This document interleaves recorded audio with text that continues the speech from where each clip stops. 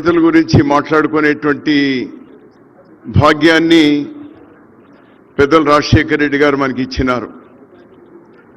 రాజశేఖర రెడ్డి గారు రైతు వ్యవసాయం అనేటువంటి పర్యాయ పదాలే కానీ విడదీయడానికి వీలు లేనటువంటిది.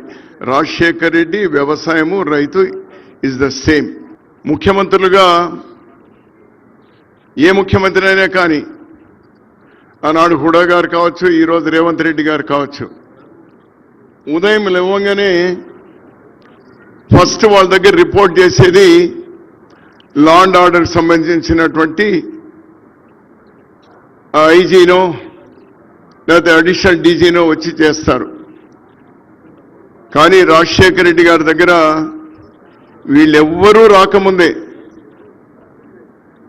వాళ్ళ ఊర్లో ఉన్నటువంటి రైతులతో పాటు మిగిలినటువంటి వాళ్ళు ఫస్ట్ అతను సేకరిస్తున్నటువంటి సమాచారం ముఖ్యమంత్రిగా రైతుల గురించి, వ్యవసాయం గురించి, ఆనాటి పరిస్థితుల గురించి తీసుకునేటువంటి వారు.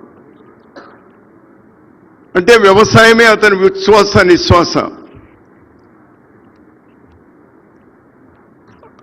అతను డాక్టర్గా ఉన్నా, ఎమ్మెల్యేగా, ఎంపీగా, మంత్రిగా, ముఖ్యమంత్రిగా కూడా ఉన్నా వెళ్ళి అతని ఫామ్లోకి వెళ్ళాలి. అతను రైతుల పట్ల అతను ఇచ్చినటువంటి ఒక ధైర్యం మామూలుగా వింటూ ఉండేవాళ్ళం చిన్నప్పటి నుంచి, రైతే రాజు రైతే రాజు అని. రైతే రాజు అయితే రైతుల పరిస్థితి ఎట్లా ఉంటుంది అని నిరూపించినటువంటి వారు డాక్టర్ వైఎస్ రాజశేఖర్.